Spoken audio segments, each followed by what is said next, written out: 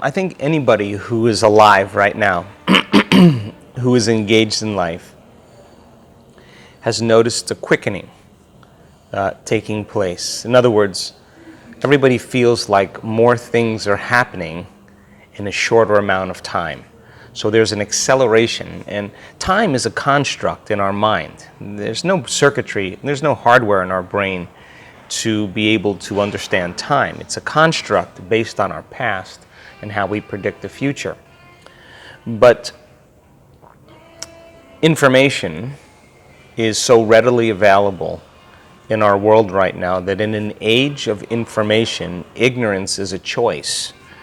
So you don't need an authority to gain information any longer. You don't need a priest. You don't need a governor. You don't need a doctor. You don't need a teacher. You can access information at your fingertips. So then as you begin to discern the information with discernment, the proper and right information, you begin to develop some type of empowerment, because all of a sudden you're seeing possibilities that you never saw before without that information. So you wake up, you become more aware. So the knowledge creates awareness, awareness creates consciousness, consciousness and energy are connected. So there's a change in energy globally going on with the world. Now that knowledge and that change of energy has effects on paradigms that are no longer a vibrational match with that new level of consciousness. So you see a political systems unraveling. You see economic systems unraveling. They're unspiraling, they're unraveling. They can't sustain themselves with this new energy. You see journalism, the environment, education, religion,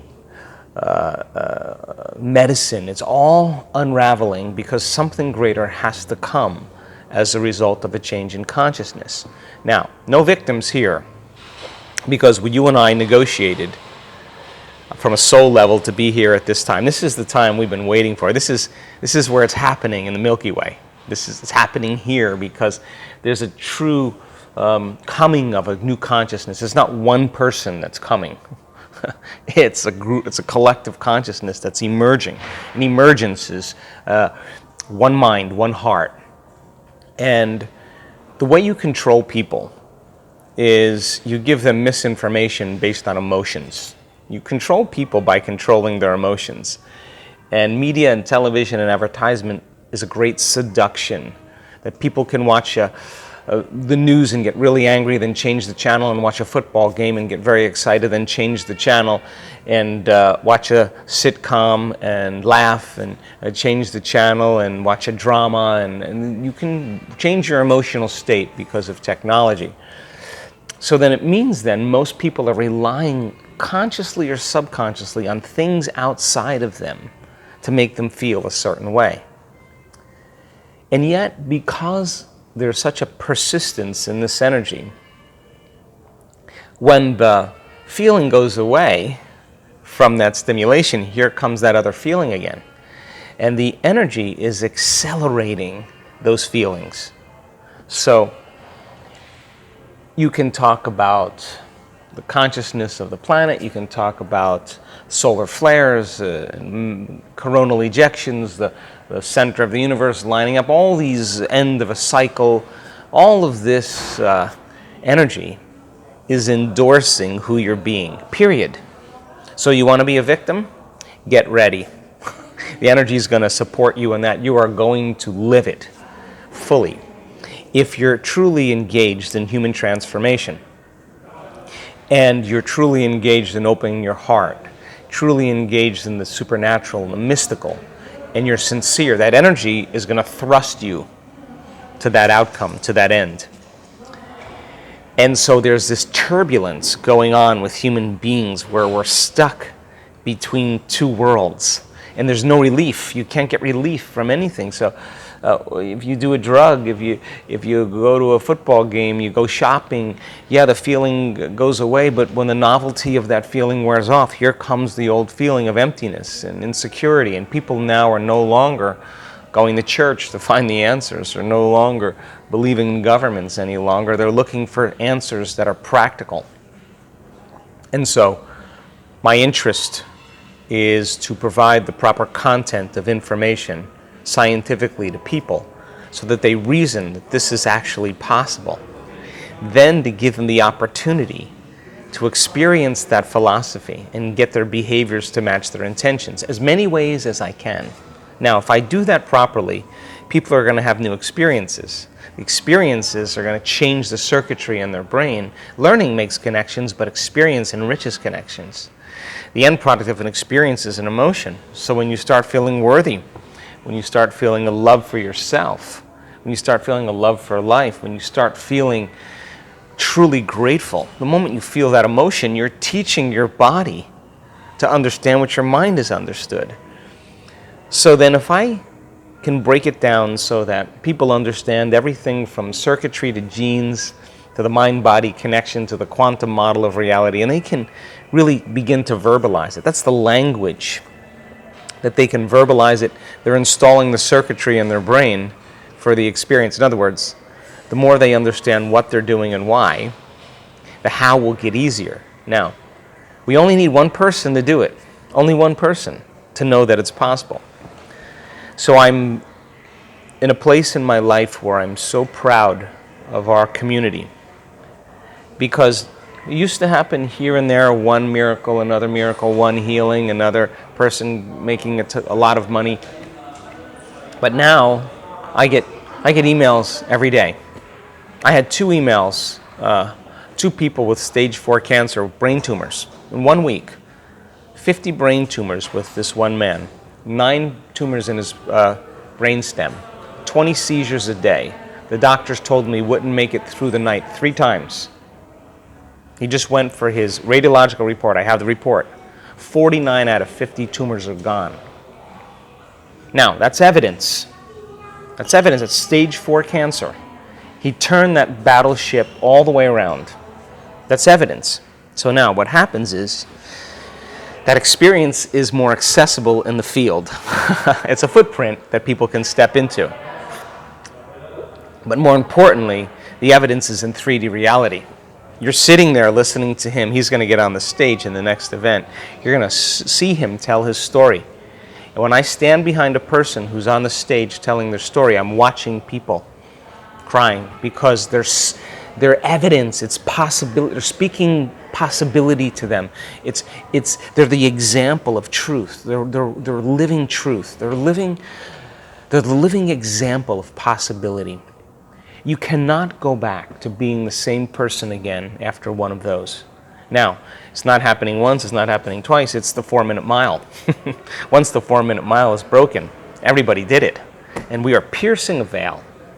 And it's happening in the quantum, and it's happening in matter. It's happening in this 3-dimensional reality. And there's a momentum taking place. And so this is the time to be alive. This is the time to be here. This is the great moment. Everybody's interested. Everybody's interested in what we're doing, because this is the telltale moment if human beings have what it takes to truly be able to solve the problems that we've created from a limited level of consciousness, from a greater level of consciousness. The answers are all around us. We just got to wake up. Whatever it is, from global warming to politics to monetary systems, it's all there. We just have to emerge as a collective that's connected by the energy of love, of gratitude, of freedom, and to not shrink in fear or hostility or suffering as these changes take place, because now we're at the same vibrational energy that's created them. And so we have to change our attitude and invite these changes and believe that something greater is coming. You see, we are the people that we're waiting for. That's it.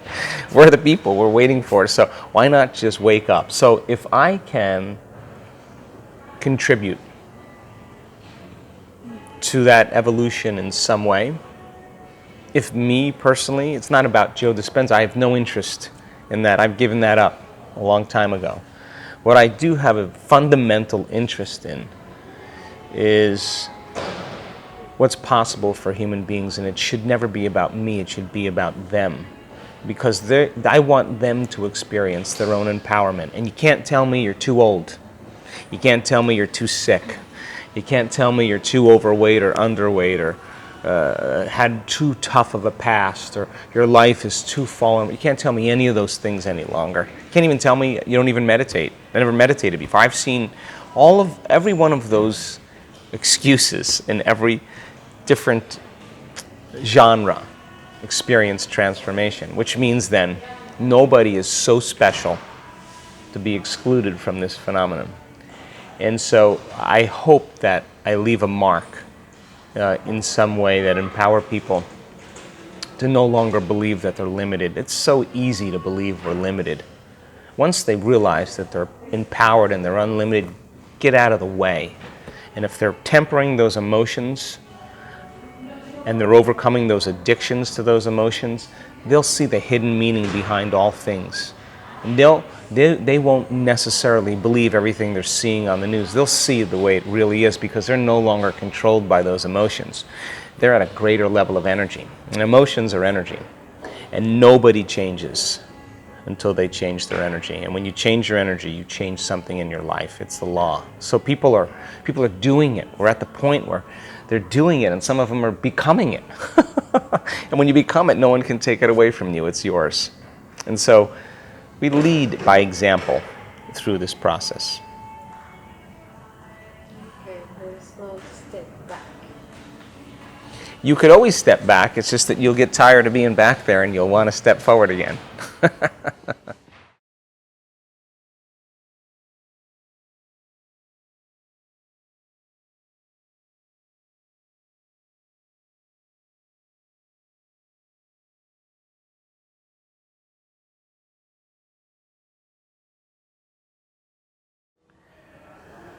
I'm not sure that that's how it works. I believe that we are beings of light. We came from singularity, we came from source energy, we came from oneness, and we descended by choice down into density, like jumping off a cliff. Jump off the cliff all the way down into three-dimensional reality, and you have a body.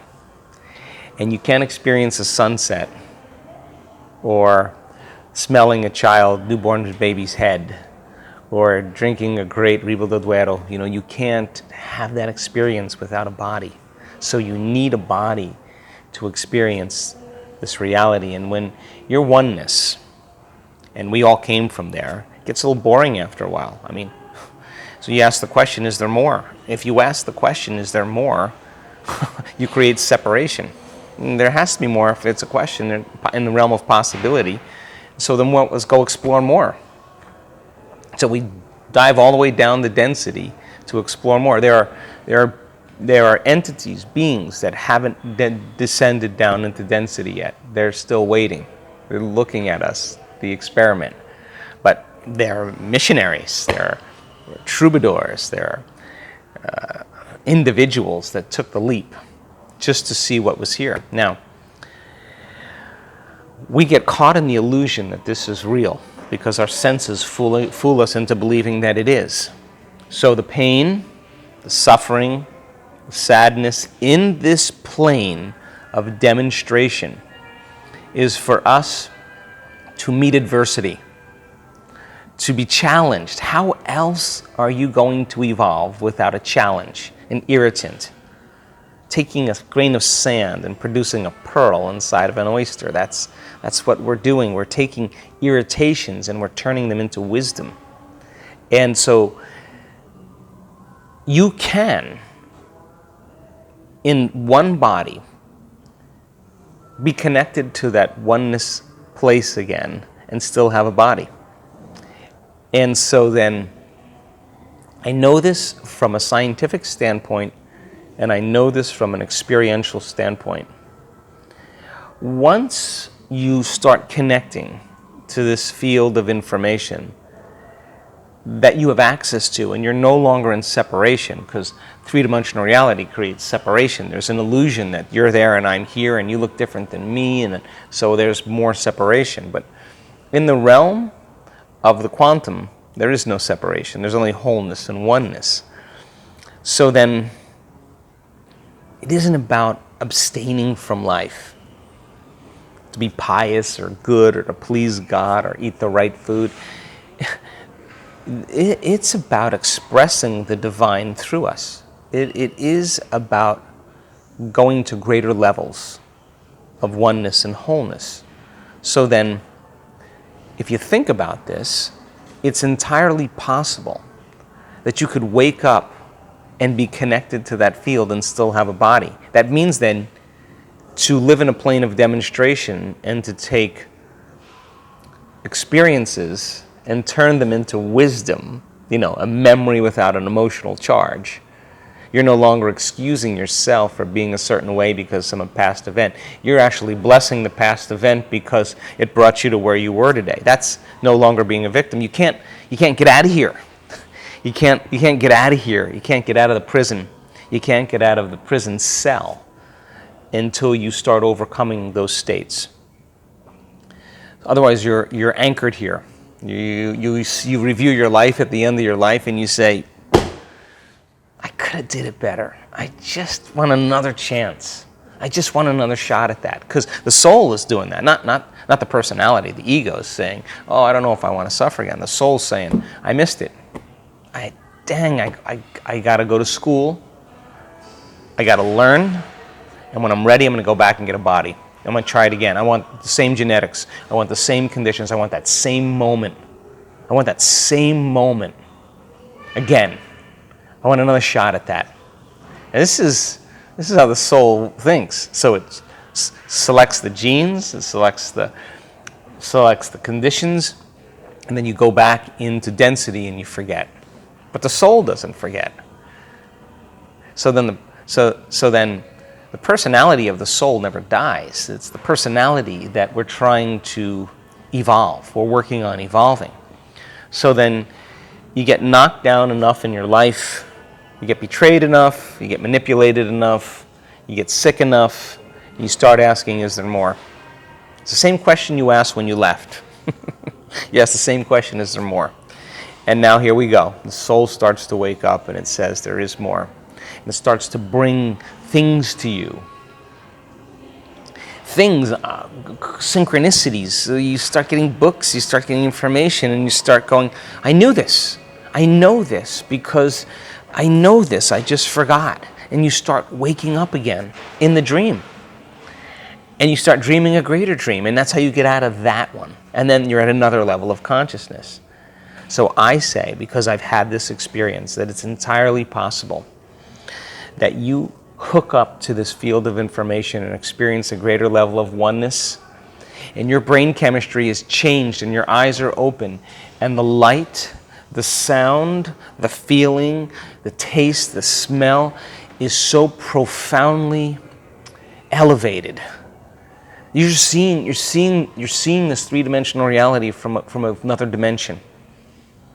And you cold feels good, pain feels good, life feels good. You came here to feel pain.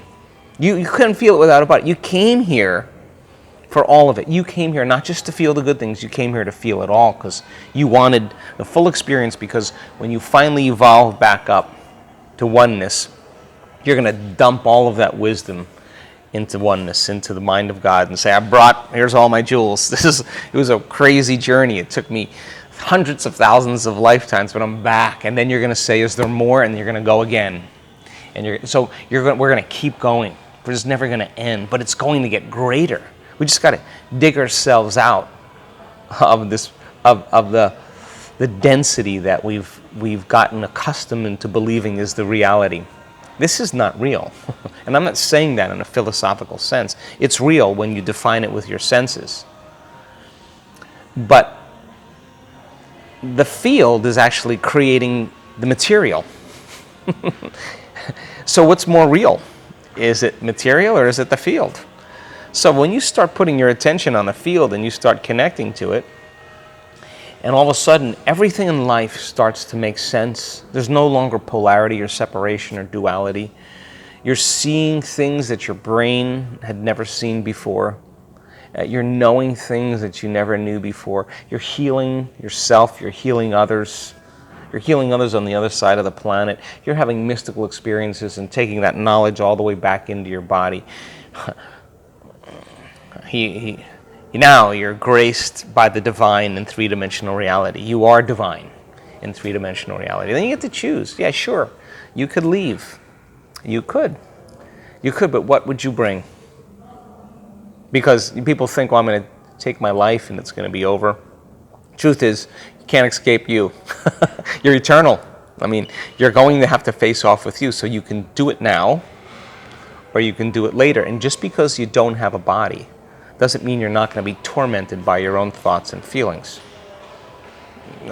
You don't need a body for that. You just need a mind. So why not, in this plane of demonstration, separate yourself from social consciousness, from the common, and begin to challenge yourself to do the uncommon. What mystic, what saint, what master in history, they all said the same thing. Hey, if I can do this, so can you. You are everything you think. I mean, it's all there. It's just that people are waiting for somebody to do it for them. They're waiting for proof. We have to be that proof, and we're here to really enjoy it. And why? Because that's life.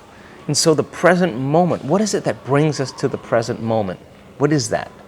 It's a feeling where you forget about everything else but where you're putting your attention. And that's the only thing we take with us. And that moment then, it's so funny. People remember two things about life. They remember the strongest emotions they've experienced, and they remember the end. And if you watch a movie, it's always the same thing. You watch anything, you experience anything, it's the heightened moment and it's the finish. That's what people remember. So why not go out big?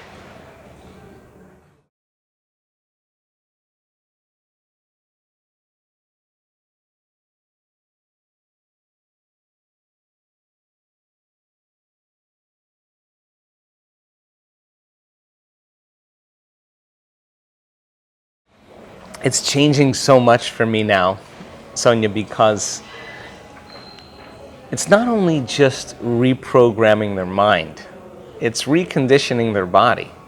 I've seen in the last 15, 20 years that it took certain people with health conditions that succeeded at changing it 3 years, 4 years to do it. Never missed a day in doing the work. But they had to overcome so much, not only just their disease. They had to heal their personality. And that's a big deal. And it took longer back then because there was no evidence. But when they stood on the stage and said, hey, I had this health condition, a rare genetic disorder, my doctors told me I'd have it the rest of my life. I got the diagnosis when I was 16 or 15. And I did everything, nothing changed it, but I started doing the work, and they tell the story. The story is an allegory. It gets people involved and relating. And it wasn't always glamorous and perfect. They had some hard hits. I watch this all the time. I watched it in the last event we did in Mexico. 2 people with stage 4 cancer got on the stage and told their story. Excellent, excellent, excellent, excellent stories. I watched the audience. Nobody moved. Nobody moved. They watched the whole entire thing. A woman with cancer and a young man with cancer. 2 Mexicans. Excellent stories. They come to the end and they went further. Now, someone's sitting in the audience with a rare genetic disorder, is the same genetic disorder as that person. They're going to look at that person and say, if they can do it, I can do it. Period. Right? And they're going to do it. But they're going to do it in a shorter amount of time. It's not going to take them 4 years. It may take them a year. It took one lady 3 months. 3 months after having the same genetic disorder as the person on the stage telling the story. 3 months. Why? 4-minute mile. It's in the field. There's evidence in three-dimensional reality. It's possible for me. So their belief in what's possible is enhanced. Now, that's point number 1. Point number 2. I have worked so hard in getting people to the point where they can forget about themselves and become nobody, no one, no thing, no where, and no time. People, when they finally get this, when they finally realize that when they're pure consciousness and they're connected to the field, and then they start putting their attention on that frequency of oneness and wholeness and tune into it and pay attention to it and stay present with it and become more aware of it and experience it and feel it moment after moment after moment. How much of people's waking day do they put their attention on the field, and how much do they put their attention on matter? I'd say 100% of the time they put their attention on matter. Now, our students are connecting to a greater frequency. They know how to get beyond themselves. They can sit for extended periods of time. They can lock in. They can experience it. I watch. If they're connecting to that level of frequency called the quantum field, where they're experiencing something cool, something greater, that you can't experience with your senses, as you evolve and unfold deeper into it, you experience less separation and more oneness and wholeness. And the more connected you are to it, the less distance between you as a consciousness, free-willed individual, and the consciousness of the objective unified field. The closer you are to it, the shorter amount of time it's going to take for it to appear in your life. Because you're outside the fundamental rules of Newtonian physics and 3D reality. You're changing the field, and it changes matter instantaneously. So now we're seeing it happen in a shorter amount of time because we're getting better at it. We're connecting to that field more. And I know this to be the case because when I witness it in week-long events, I know the moment. I can tell you when the energy shifts in the room, and now I know it's going to be fun. Now I know, get ready because the miracles are happening. It'll happen in 1 week. You tell me how a tumor can disappear on a person's thyroid. Not 1, not 2. You tell me how a man with a stroke who's been paralyzed in his arm and leg, that's in his 70s, paralyzed for years, and now lifting his arm above his head. How do you explain that? He didn't do that matter to matter. He didn't change his diet. He didn't do physical therapy. He didn't try to have a good attitude and think positively. There was none of that. Something in the field changed, and the pattern of that condition in the field changed. So it is happening in a shorter amount of time. There is no rule. It's about the person's ability to pay attention and to focus, to be greater than their body, their environment, and time. It's their sincerity. It's the engagement when they go sit down and do it. They're not doing, oh man, I got to do this. That's the wrong attitude. Nothing's going to happen then. You get there like, I'm going to connect with the divine. This is going to be a great day. I'm going to keep my energy up. I'm not getting up until I feel like I'm empowered. That person's going to have a rocking day. They're going to have a good day. So it's not a thing like 3 weeks, because a person could have serious childhood trauma. A person could have a serious past incident. They could have a really serious health condition. And it's their journey. And everybody's journey is unique. And yet, it's difficult to say what causes it. In other words, it's not the good meditations that matter. It's the tough ones that matter. Because when you're sitting in the fire and you're not getting up and you're pushing yourself past that limit, that sets you up for that experience in the future easier. Because you're no longer you.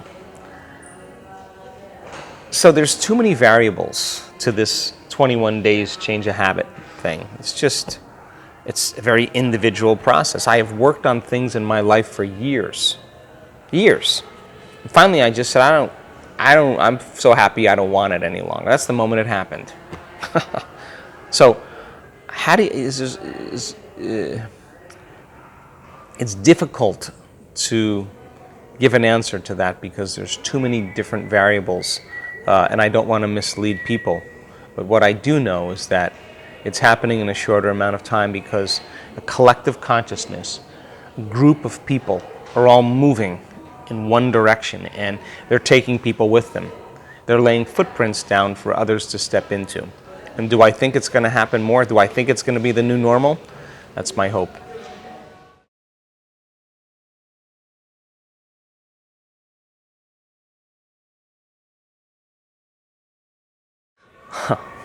I am no different than anybody else. I have a passion for the unknown. I have a passion to push myself past my limit.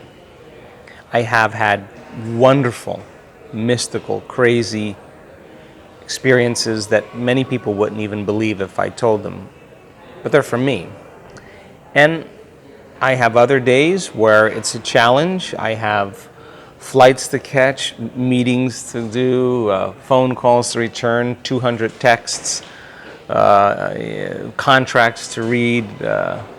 It's not as easy on those days. And I just know that I don't try to force any of that any longer. If I have all that going on in my life, I have a lot of compassion for myself to sit down and to have a meditation where I can find the present moment. For me, I have had meditations where it's just been a struggle, but I wouldn't let go. But the next day is a blessing. So I just know that if I can just push through that, the voices, the chatter, the emotions, the programs will be easier to deal with the next day. So you have this ebb and flow. You have a great couple weeks where it's just all working and you're having all these wonderful things, and then you have I have 4 events, or I'm going around the world this time. I mean, I'll be in 5 or 6 different time zones. I'll be in I don't know how many different cultures. It's going to be a very different journey for me, and I just have to make my way and find my groove. So it's not always mystical. It's overcoming and becoming. And if the mystical happens to bless me, so be it. But I'm not the type of person any longer that forces that. I just stay open. And I think it's healthier to do that. So not every meditation is mystical for me.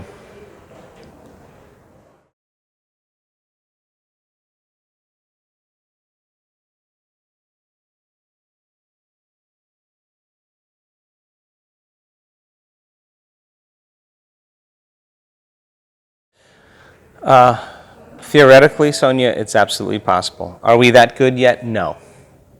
No, we're not that good yet. Our coherence healing, the healing that we're doing, and there are groups. I just talked to my team leaders this week. There are people that are organizing still after these week-long events, and they're doing remote healings. We had a man in Mexico City that was in a coma for 2 weeks. 2 weeks. His sister set up the coherence healing. Within an hour of that coherence healing, he woke up. They're practicing. You got to practice. It's just like any skill. And so we're in a data collection phase right now. I met with all the team leaders this week and I said, we're creating a way to capture data.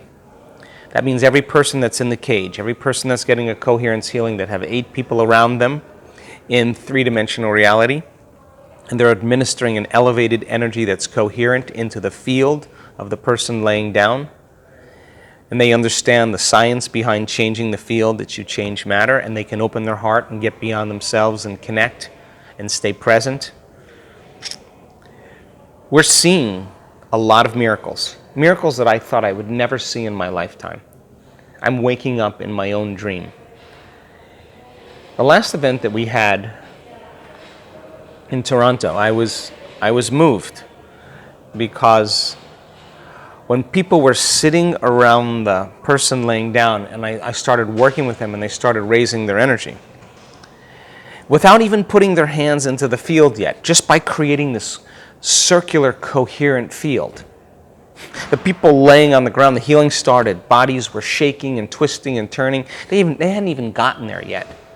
I started thinking, Joe Dispenza, you don't need hands to do this. You just need to create a field. That was my learning. So we're getting better at it. And people are starting to understand when I say, tune in to the energy of the miraculous all week long. Tune in to the energy that heals. Tune in to the energy of possibilities. Tune in to the aliveness of the life force that's giving us life. Connect with it. All week long, they're wondering why we're doing this, and then we get to the coherence healing, and I say that, people get moved. I saw a woman, we were standing up, the people that were about ready to do the healing, they're boom, boom, they're just falling on the ground. The energy's so intense, they're having their own experience. The team leaders are looking at me and let them go. Let her go. My son was watching, he's a team leader, he was watching and looking at me, and I said, she's fine. She had her own healing. The energy got moved through her. So we're just getting started. Now, I'm collecting all this data by asking the right questions for everybody that's been in the cage, in the circle, because when we get 50% of our people that are in the cage moderately to significantly improved, now we're ready to go public. We've been training. We're ready to go public. We're not ready yet, because I don't want to walk into a hospital and ask for children who have cancer to come to that circle unless we are good. There's going to be no hoping or wishing or wanting. This is going to be, we know how to do this, just like knowing how to do any skill. You know that you know. Now, the possibilities as a result of that, Sonia, are endless. Once you get good at that, you don't need the person laying there. You just need a picture of them or a memory of them. That's your coordinate. But you can't do that if you're thinking that you're separate and you need the person laying there. You have to understand that in the quantum, there's no separation. In the quantum, you don't need a body. There's no locality. You're in a non-local realm. But people have to get that wired in their brain. But they have to have enough experiences to say, I've healed 4 people. Give me the picture. This is the next thing for me. After they got that, look, put 20 in the circle, put 3 in the circle, let's put 5 in the circle, put them all in the circle. I mean, we can't do that yet until we get good at what we're doing. It's got to be methodical. It's got to be one step, paso por paso, one step at a time. And as we get better at it, we get more skilled, we can refine it and challenge ourselves a little more. But I'm not going to set our community up for failure yet. I'm going to make sure that they're good, and then we're going to go to the next level, challenge them to the next level. So do I believe it's possible? No doubt in my mind. Are we ready for it? Not certain yet. Do I know that after I push people for an entire week, way outside their boundaries, that when they finally have an opportunity to give life to another person, give from this center, and it's not about them any longer, and they just do it. They don't even expect anything to happen. They're feeling so good they could care less of it. They're too caught up in the present moment. When that starts to happen and it becomes a skill, then where are we going? You think that if you witness somebody that's sick, in 3-dimensional reality, you think you're going to have to say to the person, oh, give me a minute, I got to sit down, I got to raise my energy, I got to open my heart, I got to connect to the field. It's time to do it with your eyes open. You're going to walk up and you're going to know how to do it. Doing it with your eyes closed is so you're not distracted. Where we're going is eyes open. And then you can heal with a look, you can heal with a touch, you can heal with your field. You can stand next to a person and heal them. I witnessed what happened. People never put their hands out. That's where we're going, but we can't go there until we take the steps to get there. Will we get there? Yeah, there'll be people that do it. Is it part of my vision? Absolutely. Is it something that I strive to do? Absolutely. Would that be cool? And then it's not even about glamour. It's not like, hey, look at me, I healed the person. You walked over and healed them and walked away, and you felt good about that. You didn't even want to be recognized, because the ego of being recognized means tomorrow you have to overcome it. You want to stay invisible. You want to stay mobile. Our students, I want them to be that humble, that it's not about them any longer. It's about giving in some way. And we just have some growing to do to grow into that.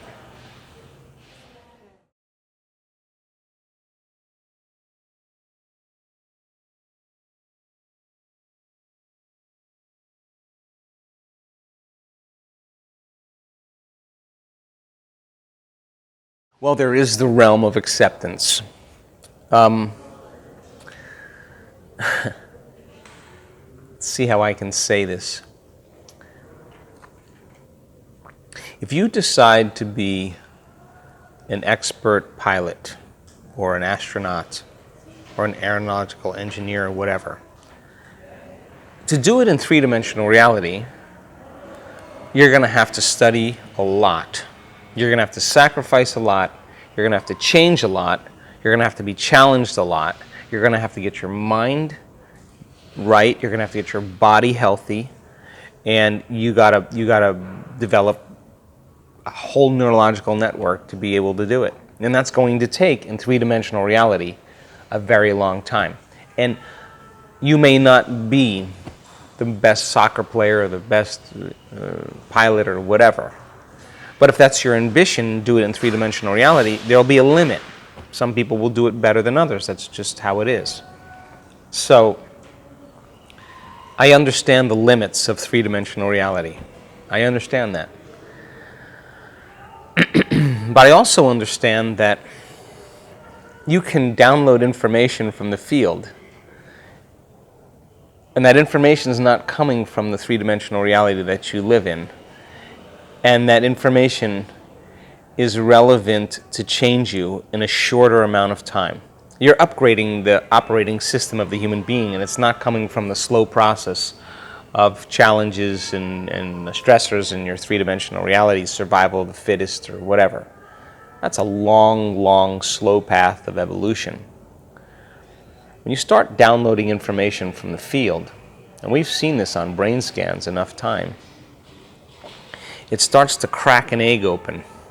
It starts to crack an egg open where you're getting mathematical formulas, you're understanding things in a very holistic way. It's changing who you are on a very, very intimate level.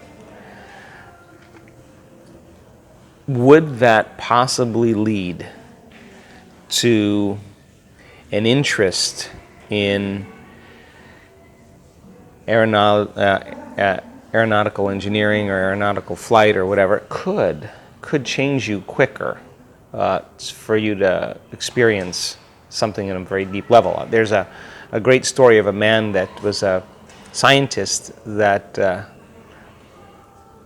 started having downloads.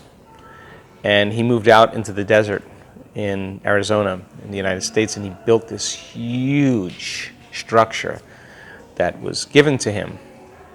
And it still remains to this day. But when he died, they came and took all of his information. The government took all of his information. Now, he probably would have had no interest in building that, no interest in the healing chamber that he created, that were instructions, without that information. So he changed his life dramatically, but he was accessing information that allowed him to change.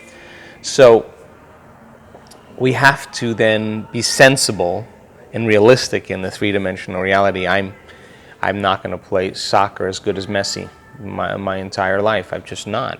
But I don't really want to. But he's been playing for a long enough time that that's become his life. But when you start downloading information, you can't have information without energy. You just can't. So you're downloading energy into your nervous system, which is changing you. Every time you do that, I think more things are possible as a result of it. So three-dimensional reality, going to take some time. Getting information from the fifth-dimensional reality may change you so that you might be flying a spaceship one day or doing something really unusual. You never know.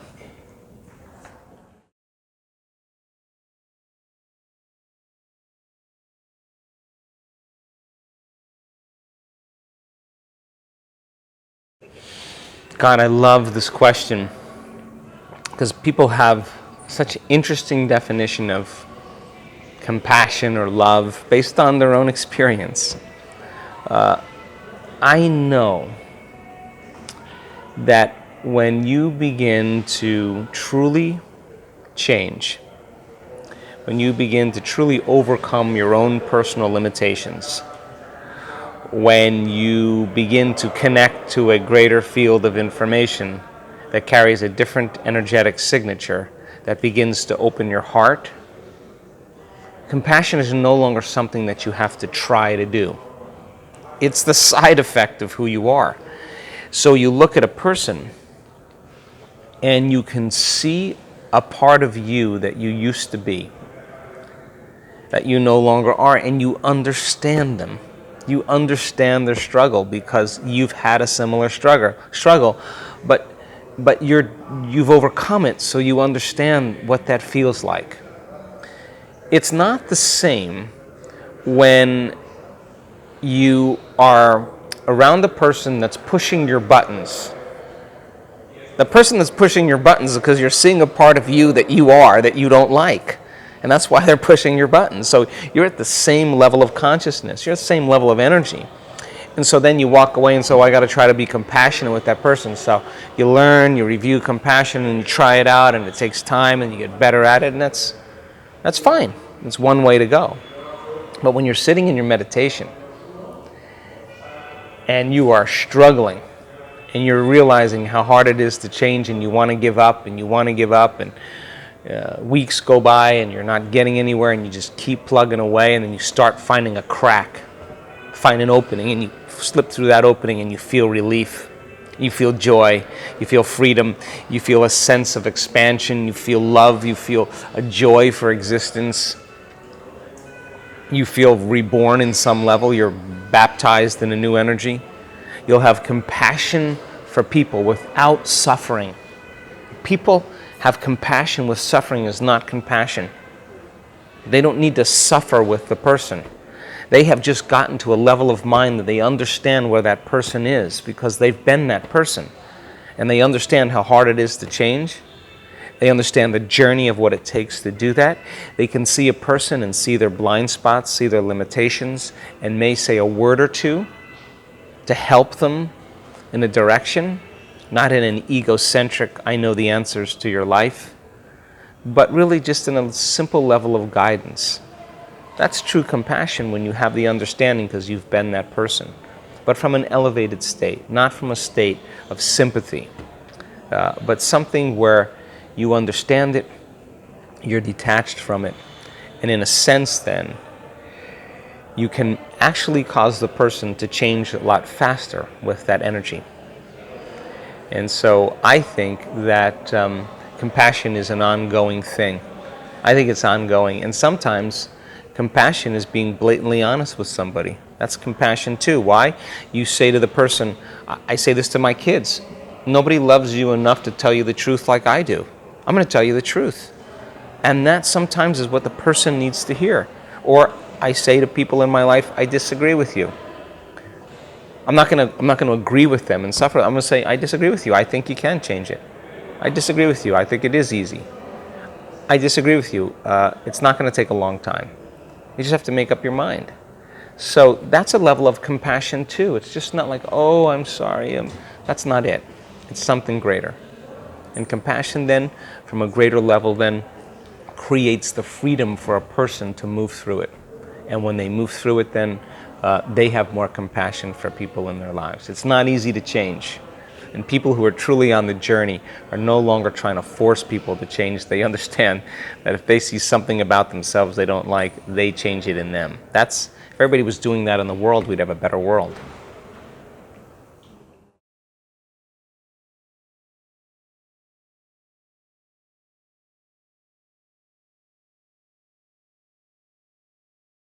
Well, I have problems with that myself. Look, when there's a change in consciousness, there's a change in energy. And the phenomenological things that happen in this work, I watch it in every week-long advanced workshop. I watch it all the time. I've watched it in all three of you. I've seen it. I've seen what energy does to the body. And we should never get caught up in the phenomenon. I've had all kinds of weird things happen to me. I just keep going. And I don't try to reproduce the same phenomenon, I just keep going. So I don't control it. I'm not afraid to have the experience. I don't care what it looks like. I'm just going to relax into it and see where I go. All of the work you're doing is for that moment. So don't try to control it. Just let go and let it consume you. It's just like drinking a great glass of wine or eating a great meal or listening to a great song. What do you do when you do that? You just get present and you just enjoy it.